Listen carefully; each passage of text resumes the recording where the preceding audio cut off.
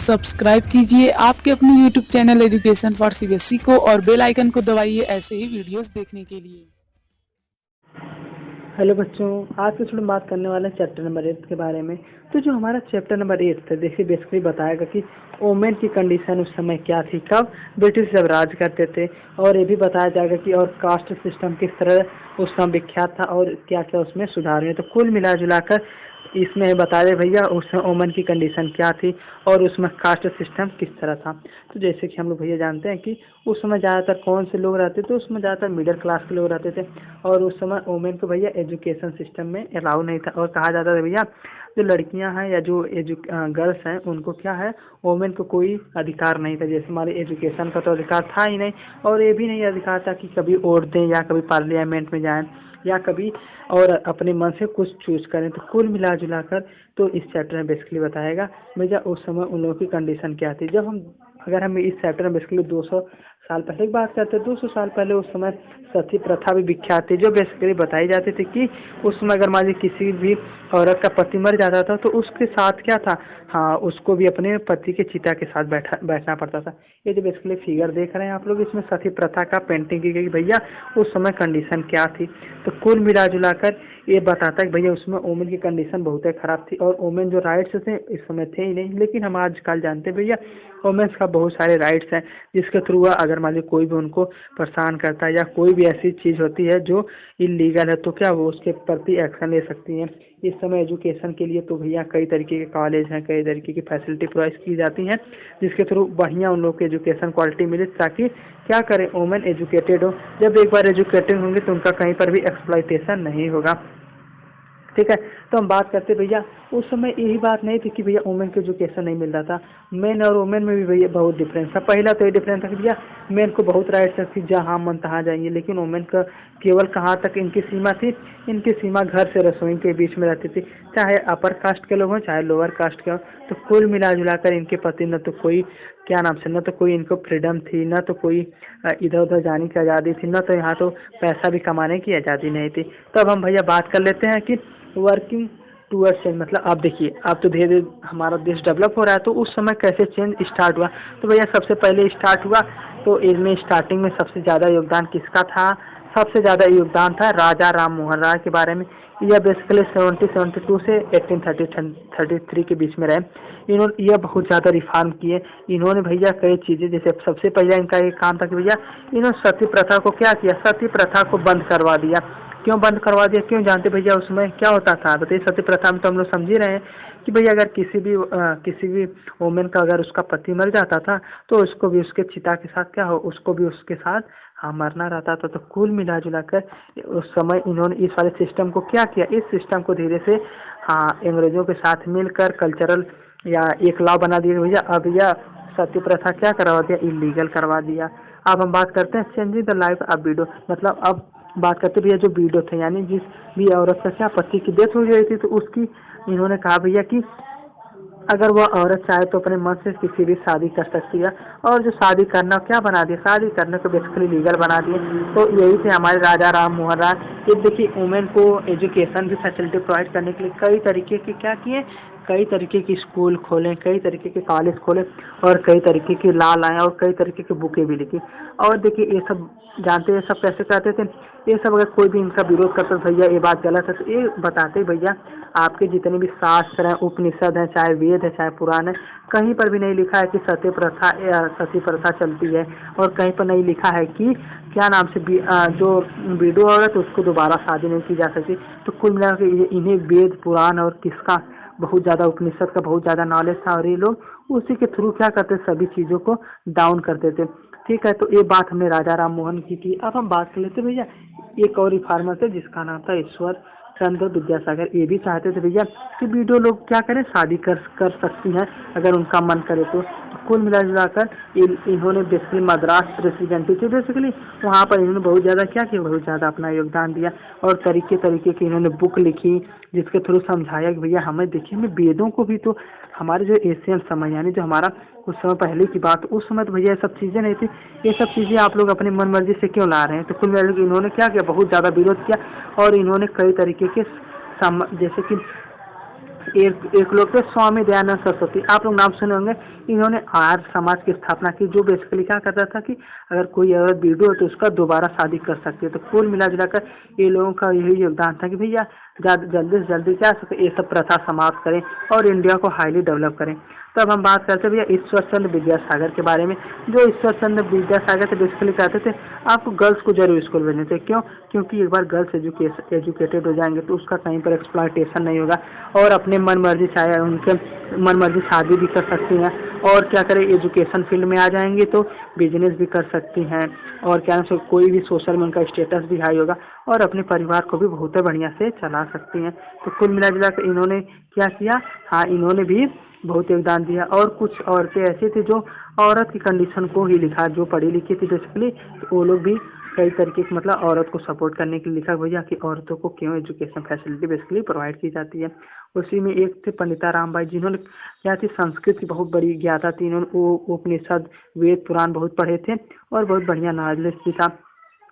ये जो बेसिकली थे ये बताते थे भैया कोई भी सिस्टम अपर कास्ट का हो, बात करें वुमेन की चाहे लोअर कास्ट में, दोनों की परिस्थिति क्या एक ही है।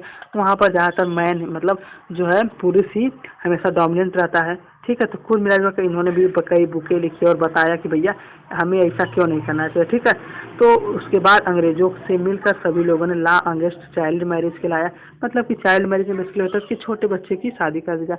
वो प्रथा क्या हुई, वो प्रथा भी धीरे धीरे बंद करवा दी गई। तो यही था चाइल्ड मैरिज के बारे में। ठीक है, समझ आया। बात कर लेते हैं कास्ट एंड सोशल रिफॉर्म के बारे में। अब तक तो भैया हमने देखा वुमेन की कंडीशन सुधारने के लिए कितने तरीके के बुक्स लिखी गई और कई तरीके के क्या लाए गए, कई तरीके के लॉ लाए गए। अब हम बात करते हैं भैया कि कास्ट और सोशल रिफॉर्म करने के लिए क्या क्या किया गया।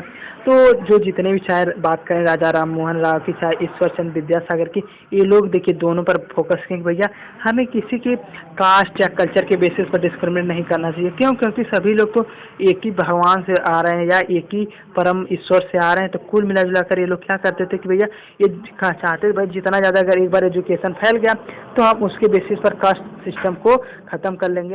ये लोग वेद पुराण का भी सब्स्टिट्यूशन देते थे। जैसे ये कहते थे, लोग कहते थे भैया देखिए वेद पुराण जितने भी आपके हैं सब क्या कहते हैं कि जो जात कास्ट सिस्टम उस समय नहीं था। उस समय ये सिस्टम था कि अगर मान लो कोई व्यक्ति मान लो लुहार का काम कर रहा है तो उसे कहा जाता था कि हाँ वो क्या नाम से वो आपका क्षत्रिय है, और कोई मान लो पूजा पाठ करता है तो क्या उसे ब्राह्मण कहते थे। लेकिन कई ऐसे लोग थे जो थोड़ा सा शास्त्रों मॉडिफाई करके अपने तर्क से क्या कर दिए कि भैया जो ऐसा कर दिए कि जो मान लीजिए कोई शास्त्र पढ़ रहा है तो वह हमेशा पंडित ही इसके और शास्त्र पढ़ेंगे। तो ये लोग क्या मॉडिफाई कर दिए। तो उस समय भैया इस समय था कोई भी शास्त्र पढ़ सकता है, अगर जिसको शास्त्र में रुचि हो शास्त्र पढ़ ले और क्या पंडित हो जाए। लेकिन कुछ समय बाद ये लोग अपने रुतबे को बनाए रखने के लिए क्या कि थोड़ा सा संशोधन करके उसको कास्ट सिस्टम बदल दिए। और वैसे भी इन्होंने बताया भैया देखिए कहीं पर वेद पुराण कर लें चाहे कोई भी ऐसा सिस्टम ले लें, कहीं पर नहीं मेंशन किया गया कि कास्ट सिस्टम। उस समय क्या था, उस समय उन्हें काम के बेसिस पर उनका क्या था एक्सपेंशन था। तो कुल मिला जुला कर ये लोग ऐसे ऐसे तर्क देते थे। उसी की बात में हम बात करते हैं कि हु प्रोड्यूस द शूज, मतलब कि बात करते भैया देखिए उस समय ये भी प्रचलन में था भैया जो शूज बनाने वाले हमेशा गरीब ही लोग थे। ऐसा माना जाता है गरीबों को केवल शूज बनाने का अधिकार है। तो कुल मिला जुलाकर एक क्या था, एक मॉडिफाइड सिस्टम था यह बेसिकली। तो वो लोग कहते थे भैया ये सब गलत बात है। क्यों? क्योंकि कोई किसी भी मान कोई भी व्यक्ति है, कोई भी आदमी है, उसके हम जन्म से नहीं उसको पता कर सकते भैया ये अच्छा है ये खराब है। तो उसके काम के बेसिस पर हमें उसे डिस्क्रिमिनेट करना चाहिए ना। तो इसीलिए चाहे आप भीमराव अम्बेडकर की बात करें, इन्होंने एक दलित मूवमेंट चलाया भैया ऐसे बात नहीं है, क्या करें हमें सभी को इक्वल देखना चाहिए। ठीक है, तो सबसे पहली डिमांड आती है कि इक्वलिटी एंड जस्टिस, मतलब कि सभी को क्या किया एक नज़रिए से देखा जाए। तो इसी में एक नाम आता है श्री नारायण गुरु। किसका नाम आता है? श्री नारायण गुरु। ये कहते थे देखिए पहले हमारा जो आर्य समाज क्या कहते थे, आर्य समाज वाले कहते थे हम भैया आप लोग पे डोमिनेंट है। क्यों? क्योंकि हमारा कल्चर बहुत हाई और रिच है। लेकिन ये कहते थे जो आर्य समाज है बेसिकली ये लोग हमारे ऊपर आक्रमण करके यहाँ पर बसे हैं। ठीक है, जब हमारे ऊपर आक्रमण करके बसे हैं और हमें क्या की, हमें छोटा कर दिए हैं। तो कुल मिला के जो इंडियन धरती है किसकी है? इंडियन धरती जो बेसिकली है वह हम ही लोगों की है। ठीक है, उसी प्रकार एक थे गिरी जो बेसिकली कहते थे भैया गुलामगिरी है। ठीक है, इनमें एक थे ज्योतिबाई फुले। ये कहते थे बेसिकली देखिए किसी भी पर्सन को लो कास्ट या हाई कास्ट नहीं कर सकते। क्यों? क्योंकि सभी तो भैया एक ही बनाया है ना। अगर कोई मैं हाई कास्ट है तो उसका खून का रंग अलग है, बताइए। सभी का तो खून का रंग एक ही है। तो कुल में ज्योतिबाई फूले भी सोचते थे ये सब क्या है, ये सब बातें झूठी हैं, ये सब आप लोग फिर मॉडिफाई करके बता रहे हैं। और जो उस समय बताते भैया अनटचेबिलिटी, मतलब कि हाँ कि छोटी जात वाले बड़ी जात को नहीं छू सकते, ये सब कौन बनाया था? ये सब आर्य समाज वाले अपने स्थापना के लिए बनाए थे और कहे थे ये सब कुला मिला जुला कर हमें गुलाम बनाकर हमारे ऊपर राज करने के नया नया सिस्टम इंट्रोड्यूस किए थे। और यहाँ तक ये लोग कई सारे उपनिषद में या कई तरीके के अपने अपने हिसाब से कोई बुक लिखे जिसमें बताए थे कैसे हमें इनके ऊपर राज किया जा सके। ठीक है, ठीक है, समझ में आया? यहाँ तक बहुत आसान है। चलिए आगे हम बात करते हैं who could the enter the temple. तो भैया जानते हैं कि जो टेम्पल में भी अभी भी इस समय एक मंदिर था वहाँ तेलंगाना सॉरी हाँ तमिलनाडु, वहाँ पर औरतों को अलाउ नहीं था लेकिन उस समय अब अलाउ हो गया सुप्रीम कोर्ट ने। तो देखिए उस समय भी कंडीशन ये थी कि भैया कई छोटे कास्ट लोगों को लिए मंदिर जाने ही नहीं देते थे, कहते थे भैया आप लोगों को यहाँ आना ही नहीं है। क्यों? क्योंकि यहाँ पर केवल अपर कास्ट का आ सकते हैं। लेकिन इसका भी विरोध हुआ, डॉक्टर अम्बेडकर ने भैया कई तरीके के मूवमेंट चलाए कि भैया सभी लोगों को मंदिर में जाने का अधिकार है। क्यों? क्योंकि सभी तो भैया भगवान ने ही बनाया है और सभी का क्रिएटर तो एक ही है। जब सबका क्रिएटर एक है तो भैया कैसे आप कह सकते हैं कि भैया यहाँ पर केवल ब्राह्मण जाएंगे, नॉन ब्राह्मण जा ही नहीं सकते। ठीक है, समझ में आया? और आगे हम बात करते हैं पेरियार के बारे में। जो ये पेरियार जी बेसिकली थे, इनका नाम था E.B. रामास्वामी नायकर। तो ये बेसिकली बताते थे भैया कि इन्होंने सभी लोग कहते थे केवल ब्राह्मण ही कहाँ पे जा सकते हैं मंदिर में, लेकिन इनका भैया नहीं, ऐसी बात नहीं है, अब नॉन ब्राह्मण भी जा सकते। इसलिए इन्होंने कई तरीके के क्या किए, कई तरीके का आंदोलन चलाए, कई तरीके के मूवमेंट चलाए और आखिरकार में क्या किए? हाँ, आखिरकार में विजय हो गए। और इन्होंने